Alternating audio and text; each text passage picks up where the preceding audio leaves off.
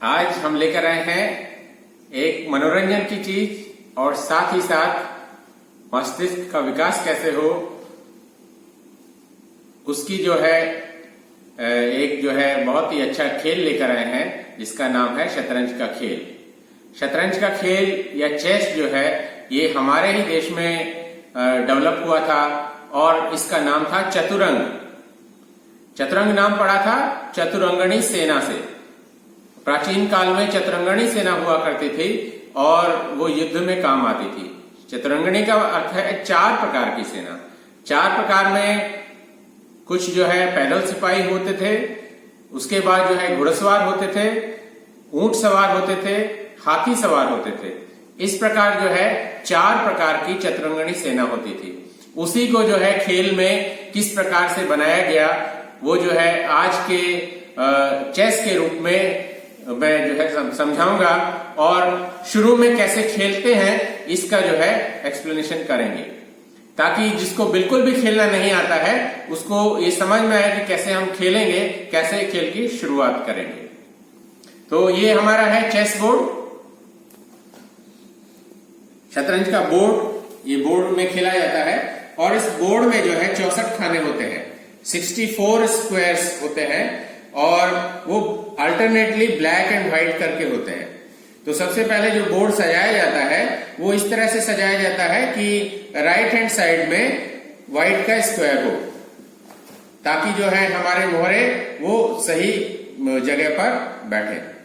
इसके बाद में मोहरों को सजाया जाता है। इसमें ये मोहरे होते हैं जिनको गोटियां भी कहते हैं, ये कुल मिलाकर 16 होती है। 16 व्हाइट की होती है और 16 ब्लैक की होती है। तो इनको कैसे सजाया जाता है और इनका क्या क्या नाम है, सबसे पहले मैं इसका इंट्रोडक्शन देता हूं। तो एकदम किनारे पर जो सजाया जाता है इसको बोलते हैं हाथी या इंग्लिश में रूक, और इसको एकदम कॉर्नर में सजाया जाता है। यहां कोने में इसको इस तरह से रखते हैं और हाथी कॉर्नर में रखने के बाद दूसरे नंबर पर आता है घोड़ा। ये है घोड़ा, इसको इंग्लिश में नाइट बोलते हैं और इसका मुंह जैसे दिखाई दे रहा है कि घोड़े ऐसा होता है, तो इसको आसानी से पहचाना जाता है और इसको हम इस तरह से हाथी के बगल में रखते हैं। जिस तरह से यहां पर रखा हाथी, उसके बाद घोड़ा, उसके बाद तीसरे नंबर पे रखेंगे ऊंट। ये है ऊंट। ऊंट घोड़े के बगल में आ जाएगा। इस तरह से हमारी 3 तरह की सेना हो गई। घुड़सवार हो गया, हाथी सवार हो गया और ऊंट सवार हो गया। और आगे में जितने भी स्क्वायर हैं इसमें सारे के सारे पैदल सिपाही चलेंगे, वो आगे में रखे जाएंगे। और इस तरफ भी तीनों एक हाथी, एक घोड़ा और एक ऊंट और होता है, वो इधर लगता है। हाथी कोने में, घोड़ा उसके बगल में और उसके बाद ऊंट उसके बगल में। अब जो बीच के 2 स्क्वायर बचे हैं ये होते हैं राजा और वजीर के लिए। राजा यहाँ राइट हैंड साइड में रखा जाता है और वजीर वो लेफ्ट हैंड साइड में रखा जाता है। तो इस तरह से बोर्ड की पोजीशन के हिसाब से व्हाइट का राजा ब्लैक में रखा जाएगा और ब्लैक का राजा व्हाइट में रखा जाएगा। और आजकल की जो नॉमेनक्लेचर है उसके हिसाब से वजीर को क्वीन बोल देते हैं। हालांकि मुझे आज तक समझ में नहीं आया कि क्वीन भी युद्ध में लड़ने जाते थे क्या। तो ये वजीर हम लोग बोलते हैं और इंग्लिश में इसका फॉर्मल नेम है queen. King, queen, bishop, night and रूक। और सामने में जितने भी हैं उनको बोलते हैं पैदल या पॉन। ये 8 होते हैं। इस तरह से हम इनको जचा लेते हैं। ये हो गया हमारा बोर्ड का जचाना, सजाना। इसी तरह से उधर ब्लैक की तरफ से भी सजाया जाता है। ब्लैक का हाथी कोने में, ब्लैक का घोड़ा हाथी के बगल में, फिर उसके बाद ऊंट उसके बगल में, राजा वजीर, और उसके बाद पैदल सिपाही पॉन। इस तरह से ये सब मोहरे स्टार्टिंग में सजाए जाते हैं। तो जब इस तरह से व्यू रचना हो जाती है, उसके बाद खेल शुरू होता है। तो खेल शुरू करने के लिए सब जितने भी मोहरे हैं उनकी चालें समझना जरूरी है कि कौन किस तरह से चलता है और किस तरह से मारता है। ये पूरा का पूरा खेल जो है वो राजा के ऊपर ही डिपेंड करता है कि राजा जो है उसको हमें इस परिस्थिति में ले आना है जहां तक कोई भी बच ना सके, तब जो है उस खेल को खत्म माना जाता है, यदि राजा को बचने के लिए कोई जगह नहीं हो और राजा को मारा नहीं जाता है। बाकी सारे जितने भी मोहरे हैं उसको मार सकते हैं, उसको गेम से हटा के बाहर रख सकते हैं, लेकिन राजा को हमको अंत तक रखना ही पड़ता है, क्योंकि वो जो है ज्यादा महत्वपूर्ण, सबसे महत्वपूर्ण मोहरा वही है और उसको हम लोग बचा के रखते हैं अंत तक। तो सबसे पहले इस परिस्थिति में दो ही पीस चल सकते हैं, एक तो है घोड़ा और एक है पॉन। इनके अलावा और कोई भी चलना संभव नहीं और किसी के लिए भी चलना संभव नहीं है। तो सबसे पहले देखते हैं कि पॉन की चाल कैसे होती है। पॉन जो है वो इस तरह से एक घर भी चल सकता है और दो घर भी चल सकता है, जैसे अपने खेलने की इच्छा है उस हिसाब से। उसी तरह से ब्लैक वाला भी एक घर भी चल सकता है और दो घर भी चल सकता है। और जब ये दोनों आमने सामने आ जाते हैं तब इसके बाद में ये स्ट्रेट नहीं चल सकता, ये आगे अटक गया, क्योंकि ये इसको मार नहीं सकता, ये भी इसको मार नहीं सकता है। पैदल को मारने का एक जो है स्पेशल तरीका है कि वो तिरछा ही मारता है। मान लीजिए ये ऐसे चला, ये इस तरह से चल दिया और ये फिर इस तरह से चल दिया, तब इसको ये मार सकते हैं। वो तिरछा एक घर चलेगा और इसको इस तरह से पीट के बाहर निकाल देगा।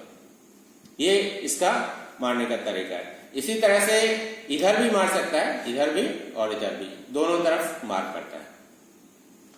इसके बाद पॉन की चाल के बाद समझाते हैं कि घोड़ा कैसे चला जाता है। अभी पॉन को हम वापस रख देते हैं। घोड़ा जो है वो अढ़ाई घर चलता है। अढ़ाई का मतलब हुआ कि दो स्ट्रेट चलेगा और फिर एल शेप में 90 डिग्री के एंगल में एक घर चलेगा। जैसे यहां पर है तो 1 2 और अढ़ाई इस तरह से बोलते हैं। अगर मान लीजिए यहां पर आ गया तो सेकंड मूव में वो जो है इस तरह से 1 2 अढ़ाई इधर चल सकता है। और ये जो है चारों तरफ कहीं भी चल सकता है, वापस भी आ सकता है।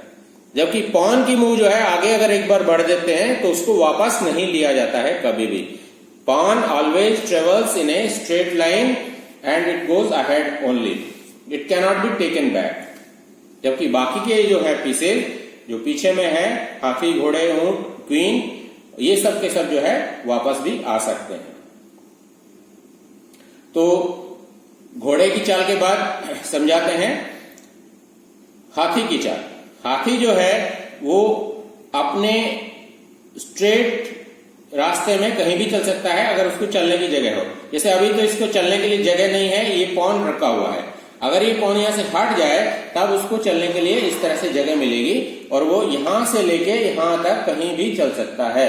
उसके लिए पूरा का पूरा ये कॉलम अवेलेबल है। इस कॉलम को जो है चेस की भाषा में कहा जाता है फाइल, और इस तरह से जो रो होती है इनको कहा जाता है रैंक। Rank and file. तो रुख जो है वो किसी भी रैंक या फाइल में स्ट्रेट चल सकता है अगर उसको चलने के लिए रास्ता उपलब्ध है तो। और ऊंट कैसे चलता है? ऊंट जो है वो तिरछा चलता है। तिरछा means diagonally, it can move only in A diagonal, it cannot move straight. तो अभी जैसे ये ऊंट रखा हुआ है, इसको चलने के लिए कहीं भी जगह नहीं। अगर हम पहले पॉन चल देते हैं, चलने के बाद इसके लिए जगह बन गई तो नेक्स्ट मूव में हम इसको इस तरह से निकाल सकते हैं। यहां भी निकाल सकते हैं, यहां भी, यहां भी, यहां भी, यहां भी। इस तरह से पूरा डायगनल चलने के लिए हमारे पास में है। और इधर भी चलने के लिए होगा अगर ये खाली हो जाएगा तो इस तरह से डायगोनल ही चल सकता है। दैट मीन्स ये जिस कलर के स्क्वायर में है उसी कलर के स्क्वायर में अंत तक रहेगा। ये अगर व्हाइट के स्क्वायर का बिशप है तो ये खेल के अंत तक व्हाइट के स्क्वायर में ही रहेगा, वो ब्लैक के स्क्वायर में जा ही नहीं सकता, क्योंकि डायगोनल में हम देखेंगे इस तरह से चलेगा, इस तरह से चलेगा, इस तरह से चलेगा। It can never move like this. वो जो है व्हाइट से ब्लैक में नहीं जा सकता। तो जो व्हाइट का बिशप है व्हाइट में ही रहेगा और जो ब्लैक का बिशप है वो ब्लैक स्क्वायर में ही चलेगा हमेशा in a diagonal if the path is available for moving. उसके बाद है क्वीन की चाल, वजीर की चाल। वजीर के पास हाथी और ऊंट ये दोनों तरह से चलने की पावर है। वो जो है डायगोनल भी चल सकता है और हाथी की तरह से इस तरह से स्ट्रेट भी चल सकता है, लेकिन एक बार में या तो डायगोनल चलेगा या स्ट्रेट चलेगा, एक बार में एक ही जैसे चल सकता है। वो घोड़े की तरह अढ़ाई नहीं चल सकता है। तो क्वीन के पास में इस दोनों तरह से चलने की पावर है, diagonally and straight, but it cannot move like a night. तो अब जो है सबकी मूव बता दिए। अंत में बचा राजा। राजा के साथ रेस्ट्रिक्शन ये है कि वो पूरे खेल में हमेशा एक ही मूव चल सकता है किसी भी पास वाले डायगोनल में, और वो जो है अपने सीधा भी चल सकता है और तिरछा भी चल सकता है, लेकिन वो अपने पास वाले डायगोनल में, पास वाले स्क्वायर में चलेगा। मान लीजिए यहाँ राजा बीच में है तो वो सिर्फ इस यहाँ पर ये जितना उसका एरिया बन रहा है इसी में चल सकता है, इससे बाहर नहीं जा सकता। और इसके लिए एक रेस्ट्रिक्शन और भी है कि अगर किसी दूसरे मोहरे का स्क्वायर आ रहा है सामने वाले का तो उसमें वो नहीं चल सकता, क्योंकि उसमें आने से उसको चेक आ जाती है। चेक का मतलब है डेंजर फॉर किंग। तो इसीलिए राजा को शुरू के खेल में बाहर नहीं निकाला जाता है और उसको हमेशा प्रोटेक्ट करके अंदर ही रखा जाता है। तो उसके लिए एक स्पेशल मूव होती है जिसको बोलते हैं कैसलिंग। कैसलिंग का मतलब है किला बनाना, कि जैसे राजा को जो है अपने किले में सुरक्षित रखा जाता है तो राजा को कैसलिंग करके एक साइड में ले आते हैं। और वो कैसलिंग की प्रोसेस ऐसे होती है, जैसे मान लीजिए कि ये राजा है और ये हमारा हाथी है और ये ऊंट और ये घोड़ा निकल चुका है बाहर, तब जो है हमारा ये राजा दो घर एक बार में चलेगा लाइक दिस, और ये हाथी भी इसके साथ में चलेगा। This is the only move in chess game where two pieces can move together. और बाकी पूरे खेल में बाकी सारे के सारे जितने भी मोहरे हैं वो एक बार में एक ही कदम चलेंगे, मतलब वो दो चाल नहीं चल सकते। लेकिन ये कैसलिंग की जो मूव है ये स्पेशल मूव है जिसमें कि राजा दो घर चलेगा और हाथी भी उसके बगल में आके इधर बैठेगा। इसको बोलते हैं कैसलिंग करना। तो अब जो है मैंने करीब करीब सारी चालें समझा दी हैं खेल में, और अब असली खेल खेलेंगे तब समझ में आएगा कि किस तरह से पूरा खेल चलता है। इसमें एक और पॉन की मूव होती है एन पासेंट मूव, उसको भी बता देते हैं। एन पासेंट का मतलब है कि अगर रास्ते में कोई दूसरे का पान आ जाता है, अभी ऐसे समझाते हैं। मान लीजिए कि मुझे ये चाल चलनी है और ये वाला पॉन यहां पहुंचा हुआ है, इस तरह से ये चलेंगे, तो ये वाला जो स्क्वायर है इस स्क्वायर में ये मार कर रहा है, तो इसको ऐसे चलने के लिए इसको क्रॉस करना होगा। तो ये अगर ब्लैक चाहे तो इसको वापस इधर रख के और इसको पीट सकता है। This move is called en passant move. ये भी एक जो है पॉन की स्पेशल मूव होती है, और ये भी बीच में कहां पर इसका उपयोग होता है ये हम खेलते खेलते ही समझेंगे। तो इस तरह से सबको जो है चलने का तरीका बता दिया। अब जो है एक खेल खेल के देखते हैं कि किस तरह से राजा को चेक होती है और किस तरह से मेट होती है। तो मैं पहले मूव चलता हूं इधर, ये है राजा के सामने वाला पॉन। तो नॉर्मली जो खेल स्टार्ट किया जाता है वो हम कोई सा भी पॉन चल सकते हैं, लेकिन खेल का जो बीच वाला जो हिस्सा है यहाँ पर वो सबसे ज्यादा महत्वपूर्ण होता है। तो सेंटर को कैप्चर करने के लिए नॉर्मली सेंटर पॉन ही पहले आगे बढ़ाए जाते हैं, या तो किंग वाला पॉन आगे बढ़ाया जाता है या क्वीन वाला पॉन आगे बढ़ाया जाता है। तो इस तरह से किंग का पॉन आगे बढ़ाया। अब देखिएगा कि जो है उधर ब्लैक की तरफ से भी किंग के सामने वाला पॉन जो है आगे बढ़ा है। अब दूसरी मूव में अब मेरे पास में चाल चलने का क्या क्या ऑप्शन है कि मैं चाहूं तो ये बाकी के जितने पॉन हैं उसमें से कोई एक चल सकता हूं, घोड़ा चल सकता हूं, या ऊंट भी चल सकता हूं, या एक क्वीन भी बाहर निकल सकता है। इसके अलावा हाथी नहीं निकल सकता है। तो मान लीजिए कि हम इसको बिशप को यहां से निकाल के यहां ले आते हैं दूसरी मूव में। अब ये जो है घोड़ा यहां से बाहर निकला, ये अढ़ाई घर हो गया, एल शेप में ऐसे गया ऐसे। अब ये जो घोड़ा है यहां से ये एल शेप में इसको खत्म कर सकता है। तो ये दिखाई दे रहा है कि ये खत्म हो सकता है। तो इस परिस्थिति में क्या करते हैं, हम इसके ऊपर कोई सपोर्ट करते हैं ताकि अगर ये इसको मारे अगली चाल में तो फिर हम उसको फिर दोबारा से रिकैप्चर कर सकें। तो इसके ऊपर जैसे ये पॉन चल दिया तो अब ये पॉन से पॉन का सपोर्ट हो गया। अब ये अगर घोड़ा इसको कैप्चर करता है तो ये पॉन इस घोड़े को कैप्चर कर लेगा। और इसमें एक बात और बताना चाहता हूं कि जो पॉन का पॉइंट गिना जाता है वो 1 पॉइंट गिना जाता है। मींस कंपैरेटिव वैल्यू हम जांचते हैं कि कौन सा ज्यादा कीमती होता है। तो शुरू के खेल में यही माना जाता है कि पॉन का 1 पॉइंट है, घोड़े का 3 पॉइंट है, इसी तरह से बिशप का 3 पॉइंट है और हाथी का 5 पॉइंट गिना जाता है और क्वीन का 9 पॉइंट गिना जाता है, 9 पॉइंट्स। तो इस तरह से कंपैरिजन करके हम ये डिसाइड कर सकते हैं कि ये जो रिकैप्चरिंग और रिकैप्चरिंग है वो इक्वलिटी के साथ है कि नहीं। अगर इक्वलिटी के साथ है तो हम कर सकते हैं, उसमें ज्यादा नुकसान नहीं होगा। लेकिन अगर पॉइंट्स का ज्यादा डिफरेंस है, जैसे घोड़े के बदले ऊंट, ऊंट के बदले घोड़ा लिया तो ज्यादा फर्क नहीं पड़ेगा। लेकिन अगर घोड़े के बदले हाथी ले लिया तो जो है जिसका हाथी गया उसको नुकसान गिना जाएगा। इस तरह से खेल चलता है। तो अब जो है मेरी 3 मूव हो गई है, उसकी 2 मूव हो गई है। तो अब ब्लैक को चलना है। चलो, तो इधर से भी जो है ये घोड़ा चला गया। मैं भी इधर से अपना घोड़ा निकाल लेता हूं। ये अढ़ाई घर हो गया।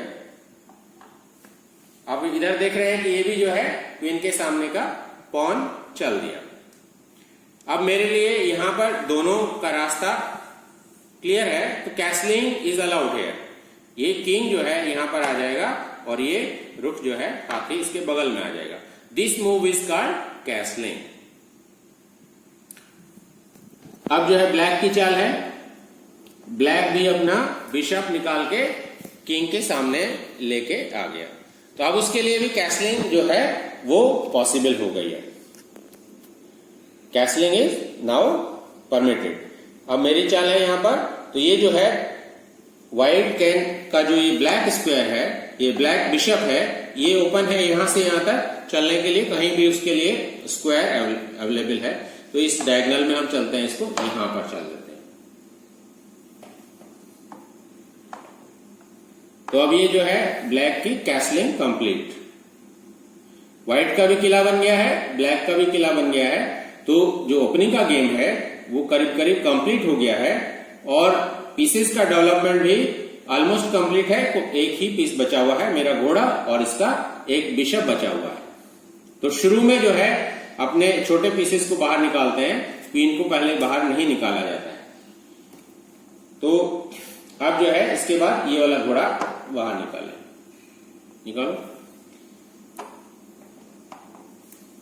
आप देख रहे हैं कि ये जो है बिशप यहां आ गया। अब दोनों बिशप जो है एक ही डायगोनल में है, मतलब एक दूसरे को कैप्चर रिकैप्चर कर सकते हैं। ये वाला बिशप इसको कैप्चर कर सकता है, ये बिशप इसको कैप्चर कर सकता है, जिसकी भी मूव है। तो अभी व्हाइट की मूव है, तो व्हाइट जो है इसको इस तरह से कैप्चर कर लिया और ये ब्लैक का जो बिशप था वो निकल के बाहर आ गया और व्हाइट का जो बिशप है उसकी जगह चला गया। अब आप देख रहे हैं कि पॉन से ये वाला व्हाइट का बिशप भी चला गया। तो ये जो एक्सचेंज हुआ, दिस प्रोसेस कॉल्ड एक्सचेंज। तो एक के बदले दूसरा जो लिया इसको एक्सचेंज बोलते हैं। तो ये एक्सचेंज जो है वो इक्वल पॉइंट्स का है। बिशप के बदले बिशप गया, तो इस पोजीशन में किसी का कोई बहुत ज्यादा नुकसान नहीं हुआ, फायदा नहीं हुआ। इस तरह का खेल है। अब जो है हम गेम को और आगे बढ़ाते हैं। इस घोड़े को निकाल के यहां पर लेके आते हैं। ये जो है एल शेप पैसेज चला, यहां पर पहुंचा। अब देखिए कि ये जो है घोड़ा यहां पर चला और ये जो पॉन है यहां पर आया, तो पॉन जो है इस घोड़े को मार सकता है, मीन्स अगली चाल में कैप्चर कर सकता है। तो घोड़े को हटाना पड़ेगा। तो घोड़े को हटाने के लिए एक उपाय है कि या तो वापस आ जाए, यहां पर आ जाए, या यहां पर आ जाए। यहां पर चलने से कोई फायदा नहीं है क्योंकि यहां मर जाएगा, यहां रखने से फायदा नहीं है, यहां भी मर जाएगा। एक स्क्वायर यहां पर है, ये जो है इस पॉन को कैप्चर कर सकता है। और इस पॉन के ऊपर देख रहे हैं कि और कोई सपोर्ट भी नहीं है, तो ये आइसोलेटेड पॉन है, अकेला पॉन है, इसके ऊपर कोई सपोर्ट नहीं है। तो ये घोड़ा जो है इसको आराम से कैप्चर कर सकता है। और जब इस तरह से ये कैप्चर करता है तो हम देखते हैं कि घोड़ा जो है ये दो पीसेस को अटैक कर रहा है। जब दो पीसेस को अटैक करता है एक साथ, तो दोनों में से एक ही बचाया जा सकता है, या तो क्वीन बचा सकते हैं या रुक बचा सकते हैं। तो इस सिचुएशन को बोलते हैं night fork. Night fork means attacking of night on the two pieces simultaneously, जिसमें से दो में से एक ही बच सकता है। This is called night fork. अब देख रहे हैं कि ये जो नाइट है वो ये पॉन कैप्चर कर सकता है, ये रुक भी कैप्चर कर सकता है। तो अगर हम इस पॉन से इस रुक को कैप्चर कर लेंगे तो ये रुक भी, नाइट भी जो है दोबारा से रिकैप्चर हो जाएगा, चला जाएगा। लेकिन ये जो एक्सचेंज होगा ये व्हाइट के लिए फायदे के लिए होगा, क्योंकि इसका 3 पॉइंट है और उसका 5 पॉइंट है। तो इससे और एक्स्ट्रा पॉइंट अगर लेना चाहें तो ये जो नाइट है ये इस पॉन को एक्सचेंज करे, तो इस पॉन को मारेगा तो इस पॉन पे भी कोई सपोर्ट नहीं है, और अगेन ये जो है नाइट फोर्क दोनों पे आएगा, इस क्वीन पे भी आएगा और इस रुक पे भी आएगा। तो बेटर मूव जो है इसको एक्सचेंज करने की बजाय इस पे जाने से ठीक है कि ये नाइट से ये पॉन ले लिए, तो 1 पॉइंट और मिल गया। और अब ये जो है अगेन क्वीन पे अटैक कर रहा है और ये रुक पर भी अटैक कर रहा है। तो अब दोनों में से फिर एक को बचाना पड़ेगा, क्योंकि क्वीन का पॉइंट ज्यादा होता है, इसलिए क्वीन को बचाना बेहतर है और उसको रुक को छोड़ सकते हैं। इस तरह से इसमें हमारा खेल चलता है। तो अब इस नाइट से ये रुक को कैप्चर कर लेते हैं। अब मेरा जो ये व्हाइट का नाइट है ये भी दूसरे रुक से कैप्चर हो गया। तो ये जो एक्सचेंज हुआ इसमें आप देख रहे हैं कि white has advantage. This is called material advantage. Chess में 2 तरह की एडवांटेज होती हैं, एक होता है मैटेरियल एडवांटेज और एक है पोजिशनल एडवांटेज। तो मैटेरियल एडवांटेज जो है वो व्हाइट के पास है, क्योंकि ब्लैक के ज्यादा पॉइंट वाले पीस कैप्चर हुए हैं। एक तो रुक कैप्चर हुआ है इसके नाइट के बदले और एक पॉन एक्स्ट्रा गया है, तो इसी तरह से व्हाइट के पास मैटेरियल एडवांटेज ज्यादा है। सो इस मैटेरियल एडवांटेज को कैसे कम किया जा सकता है? मैटेरियल एडवांटेज को कम किया जा सकता है व्हाइट के कुछ और पीसेस मर जाएंगे तब। सपोज कि ये बिशप है, इस बिशप से ये पॉन को हम कैप्चर कर लेते हैं। तो अब क्या है, बिशप और पॉन ये दोनों इक्वल पॉइंट्स के नहीं है, तो अब ये बिशप भी कैप्चर हो रहा है, ये क्वीन से बिशप कैप्चर हो गया। तो अब हम देख रहे हैं कि व्हाइट का जो है पॉइंट कम हो गया, ये 1 पॉइंट का है और ये 3 पॉइंट का है, तो व्हाइट का इसमें 2 पॉइंट का लॉस हो गया। तो 2 पॉइंट का जो पहले इधर ब्लैक का लॉस हुआ था, तो अब अगर हम पॉइंट काउंट करेंगे तो ब्लैक का ज्यादा लॉस नहीं है। इधर व्हाइट को मिले हैं, ये व्हाइट के पॉइंट गए हैं 3 + 3 + 3 9 पॉइंट व्हाइट के गए हैं, और ब्लैक के जो है वो 5 + 3 8 9 10 एंड 11। तो अभी भी जो है पॉन जो है वो व्हाइट का भी एक भी नहीं कैप्चर हुआ है। तो आगे खेल को बढ़ाते हैं। इस नाइट को उठा के यहां सेंटर में रखते हैं।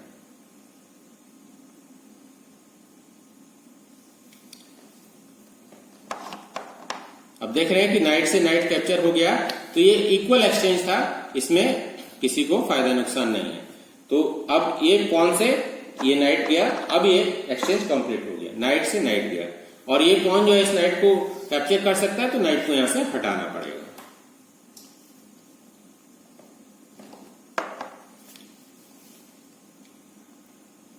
अब नाइट यहां पर सेंटर पोजीशन में आ गया है, तो सेंटर पोजीशन में नाइट को नहीं बैठने देना चाहिए। अगर पॉसिबल है पॉन बढ़ा के इस पे अटैक करना चाहिए, और अटैक के बाद इसको फिर वापस हटाना पड़ेगा। तो अब देख रहे हैं कि ये वापस हट के उधर चला गया। तो अब जो है ये पॉन, सेंटर पॉन को और आगे बढ़ा देते हैं। ये देख रहे हैं कि ये वाला ब्लैक ने इस पॉन को कैप्चर नहीं किया और इसको आगे बढ़ा दिया। इस तरह से भी हम चेस में कर सकते हैं कि अगर पॉन से पॉन जा रहा है, एक्सचेंज हो रहा है, लेकिन हम एक्सचेंज नहीं करना चाहते, उसको आगे बढ़ाने की पॉसिबिलिटी है, तो आगे बढ़ा के उसको और बढ़ा सकते हैं। और आगे बढ़ते बढ़ते पॉन अगर लास्ट स्क्वायर में पहुंच जाता है, तो पॉन का जो है कोई भी पीस बनाने की क्षमता हो जाती है, उसको बोलते हैं पॉन प्रमोशन। पॉन जो है अगर ये वाला पॉन 3 कदम और बढ़ेगा, यहां पर आ जाएगा, तो उसको हम क्वीन भी बना सकते हैं, और जो है हाथी भी बना सकते हैं, ऊंट भी बना सकते हैं, घोड़ा भी बना सकते हैं, किसी भी पीस में इसको कन्वर्ट कर सकते हैं। This process is called pawn promotion. तो अभी हम इस पॉन को 1 कदम नहीं, अभी इसको बढ़ाना ठीक नहीं रहेगा, क्योंकि इसको बढ़ाने से ये वाला स्क्वायर कमजोर हो जाता है। तो ऐसा करते हैं, क्वीन को आगे बढ़ाते हैं और यहां सेंटर में लेके आते हैं, जहां पर ये ज्यादा एक्टिव पोजीशन में।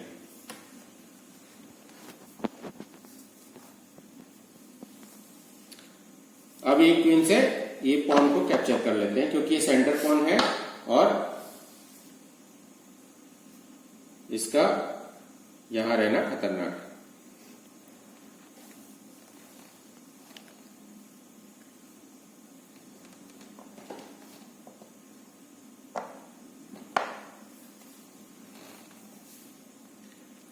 हाँ, तो अब ये घोड़ा यहां चला गया।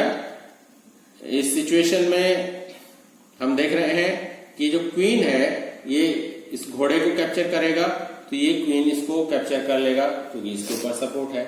लेकिन ये जो क्वीन है ये इस बिशप को भी कैप्चर कर सकता है, क्योंकि क्वीन जो है डायगोनली भी चलता है और स्ट्रेट भी चलता है।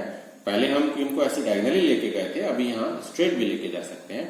तो अब हम देख रहे हैं कि क्वीन से ये वाला बिशप आराम से कैप्चर हो रहा है, और इस पे कोई सपोर्ट नहीं है, इसलिए कोई उसको कैप्चर करने में प्रॉब्लम नहीं है।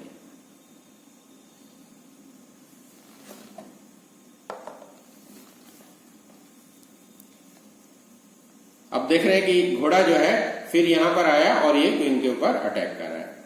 तो एक काम किया जा सकता है कि यहां पर चेक दे सकते हैं इसको। This is called check. जब क्वीन जो है राजा के ऊपर अटैक करता है इस तरह से डायगोनली या स्ट्रेट, तब उसको बोलते हैं चेक। कोई भी पीस जो है राजा को कैप्चर नहीं कर सकता, लेकिन ऐसी जब सिचुएशन आती है कि वो कैप्चर कर सकता है, तो this position is called check position. और उस चेक पोजीशन में हम उसको वार्निंग देते हैं बोल के कि चेक आया है, आप उसको बचाइए। तो इसमें राजा को बचाना जरूरी होता है। जैसे राजा को हटा के अभी उसको सेफ स्क्वायर में लेके चले गए। अब जो है हम खेल को और ओपन करते हैं। हाथी को अपने और निकालते हैं, यहां से बीच में लेके आते हैं। अभी हम देख रहे हैं कि क्वीन क्वीन आमने सामने है, एक दूसरे को कैप्चर कर सकते हैं, लेकिन क्योंकि इक्वल वेटेज है इसलिए कैप्चर नहीं कर रहे हैं। अब देख रहे हैं कि रुक बीच में आ गया। अब रुक और क्वीन के बीच में जो है वो पॉइंट्स का डिफरेंस है, इसलिए रुक को क्वीन से नहीं एक्सचेंज करना चाहिए, क्वीन को बचाना चाहिए। तो क्वीन को बचा के हम कहां ले जा सकते हैं, ये वाला स्क्वायर है यहां पर हम रख सकते हैं आराम से।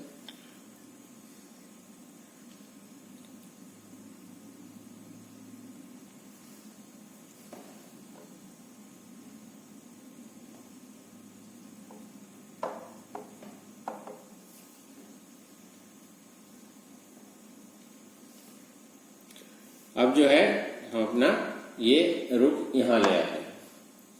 अभी देख रहे हैं कि रुक और क्वीन दोनों जो है एक ही रैंक में आ गए। इस रैंक को बोलते हैं 7th रैंक। रैंक की गिनती जो होती है वो इधर व्हाइट की तरफ से होती है। First rank, second rank, third rank, fourth rank, fifth rank, sixth rank, 7th and 8th rank. और इस तरह से अभी हमारा क्वीन और रुक दोनों जो है 7th रैंक में आ गए।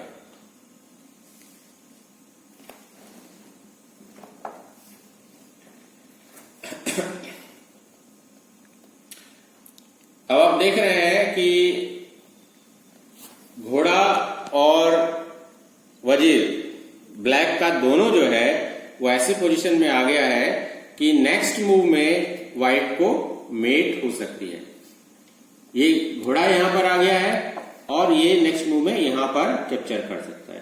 ये क्वीन यहां पर है, ये सीधे जाके यहां पर इस घोड़े के सपोर्ट पर कैप्चर कर सकती है और व्हाइट को मेट हो जाएगी के लिए, क्योंकि मेट का मतलब है गेम फिनिश होना।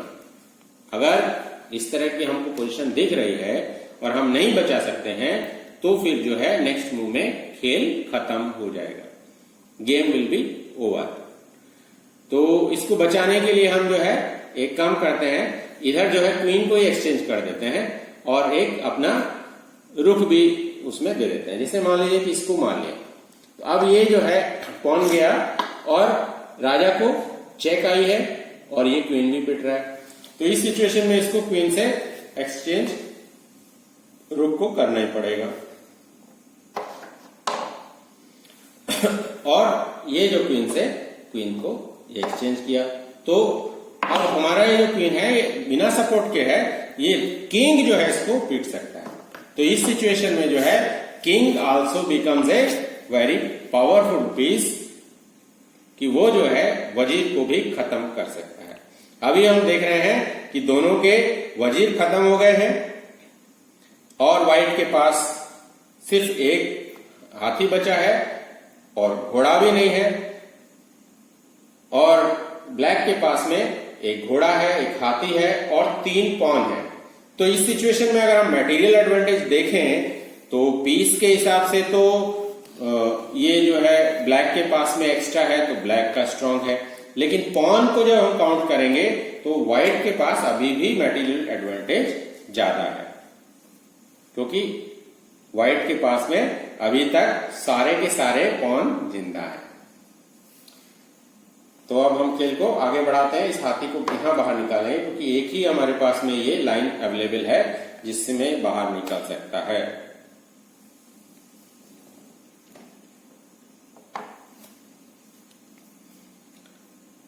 तो अब हम देख रहे हैं कि ये फिर उसी सिचुएशन में आ गया कि हाथी से ये पॉन पीट सकता है घोड़े के सपोर्ट पर। तो इसका सिंपल है कि ये पॉन को हम आगे बढ़ा देते हैं, तो ये पॉन के ऊपर ये दोनों पॉन का सपोर्ट आ जा रहा है और ये हाथी से अब नहीं मार सके। अब हम देख रहे हैं कि घोड़ा जो है ये यहां पर आके चेक दे दिया और ये चेक के साथ साथ इसका रुक के ऊपर फॉर्क भी आ गया। तो इस तरह का जो फॉर्क आ जाता है नाइट का, तो हम हाथी को नहीं बचा सकते हैं, हमको राजा को ही बचाना पड़ेगा, क्योंकि राजा के ऊपर चेक आया है और चेक बचाना जरूरी है। तो राजा को रख के हम बचा लेते हैं, हाथी को मरवाना ही पड़ेगा, हाथी को छोड़ देते हैं। अब क्योंकि हाथी जो है घोड़े से ज्यादा कीमती है, इसलिए कैप्चर कर लिया राजा ने, कैप्चर कर लिया। अब जो हम देख रहे हैं सिचुएशन कि व्हाइट के पास में कोई भी पीस नहीं है और उसकी पोजीशन बहुत ही कमजोर हो गई है, जबकि ब्लैक के पास में एक हाथी है खेलने के लिए और 3 पॉन है, तो आराम से आसानी से जीत सकता है।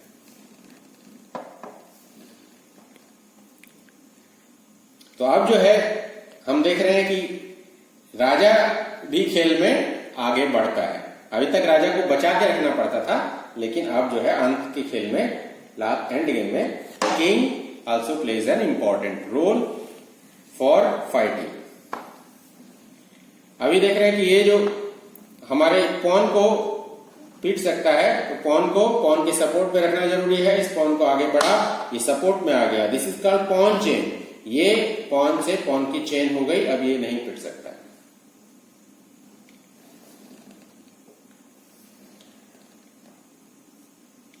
अब जो है किंग को एक कदम और आगे बढ़ाते हैं, इस पॉन को एक कदम और आगे बढ़ाते हैं,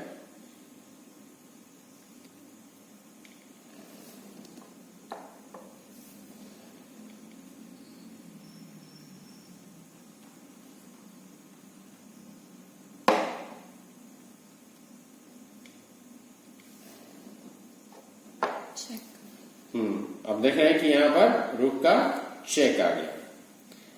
कोई बात नहीं, फिर हम इसको यहां ले आते हैं।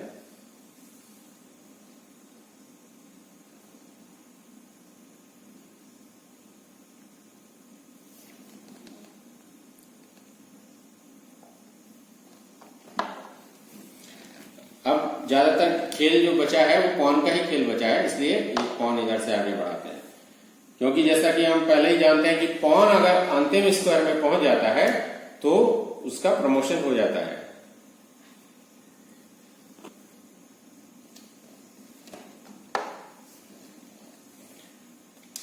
चेक।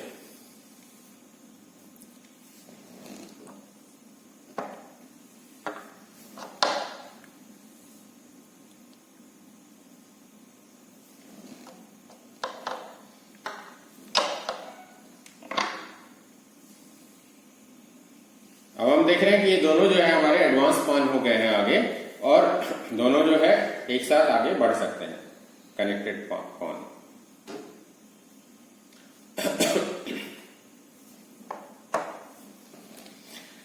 जिस पॉन को रोकने के लिए सामने में कोई भी पॉन नहीं होता उसको पास्ट पॉन बोला जाता है।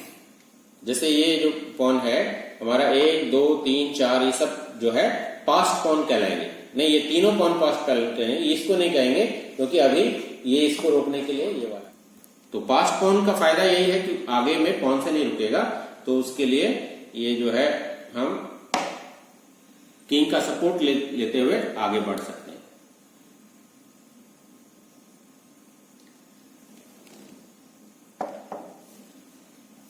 एक कदम और, एक कदम बढ़ते बढ़ते जो है सिपाही वो वजीर बन सकता है। चेक, बहुत अच्छा चेक बचा दिए। चेक तो बचाना जरूरी है। हाँ, अब जो है हमारा राजा और आगे आएगा, और अंतिम खेल में राजा जो है वो हाथी के पास में भी जा सकता है, क्योंकि हाथी डायगोनल नहीं चल सकता, और राजा जो है वो एक घर डायगोनल भी चल सकता है और सीधा भी चल सकता है। इसलिए हम देख रहे हैं कि ये जो राजा है इस हाथी के पास में जाके इसको मारने का प्रयास कर सकता है। तो इस तरह से हम देख रहे हैं कि एंड गेम में जो किंग है, राजा, वो हाथी से भी शक्तिशाली हो जाता है। अब देख रहे हैं कि ये जो पॉन है ये हमारा आगे बढ़ गया है और इसको रोकना मुश्किल है। अब जो है ये पॉन अंतिम स्क्वायर में पहुंच गया। अंतिम स्क्वायर में जब पॉन पहुंचता है तो आगे तो उसको बढ़ने के लिए जगह नहीं है, लेकिन इसको प्रमोशन कर दिया जाता है और ये पॉन क्वीन बन जाता है। अब हम देख रहे हैं कि ब्लैक के पास में ज्यादा जो मटेरियल एडवांटेज थी वो खत्म हो गई, व्हाइट के पास रुक के बदले क्वीन आ गया। तो ये है चेस के अंदर कि एक सिपाही का भी महत्व होता है। वो अगर बढ़ते बढ़ते आगे अंतिम स्क्वायर में पहुंच जाता है तो वो वजीर बन जाता है, प्रमोशन हो जाता है उसका।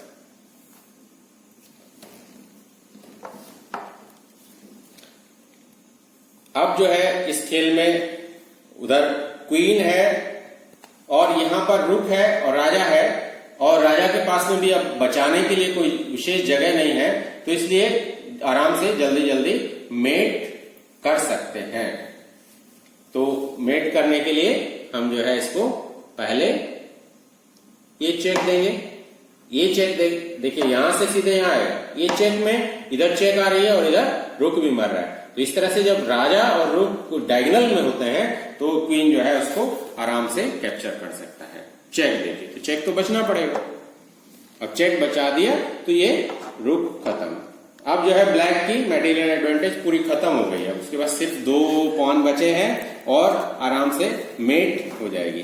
तो मेट कैसे होती है, एक क्वीन से कैसे मेट की जाती है, ये भी अगली कुछ चालों में समझा देंगे।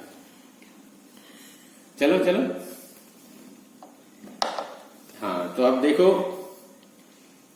इसको जो है पास में लेके आएंगे, क्योंकि जब राजा और क्वीन दूर दूर रहते हैं तब मेट करना मुश्किल होता है। उसको पास में ले जाके मेट करने का प्रयास करते हैं। बचाओ या ऑन चलो, ठीक है। अब यहां तो आ ही नहीं सकता है क्योंकि ये जो है क्वीन का स्क्वायर है। हाँ, अब ये जो है सिचुएशन, इसमें हमारा राजा एक कदम और पास में आ जाएगा। अब हम देख रहे हैं कि ये किंग को इधर कोई भी चलने की जगह नहीं, ये भी नहीं है, ये भी राजा के दोनों स्क्वायर हैं, तो ये किंग यहां पर नहीं चल सकता है, इसको पॉन ही चलना पड़ेगा। अगर मान लीजिए इस सिचुएशन में पॉन नहीं होता तो इसको हम बोलते हैं stalemate. Suppose this pawn does not exist, then this position is called stalemate. Stalemate का मतलब है राजा को कहीं चलने के लिए जगह नहीं और मेट भी नहीं हुई है, उस पोजीशन में गेम ड्रॉ माना जाता है। लेकिन अभी ड्रॉ नहीं, क्योंकि पॉन जो है चलने के लिए मूव अवेलेबल है और इधर जो है चेकमेट हो जाएगी।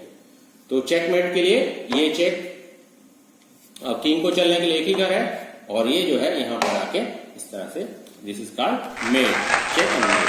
अब जो है किंग को कहीं भी चलाने के लिए, तो this way this game completes.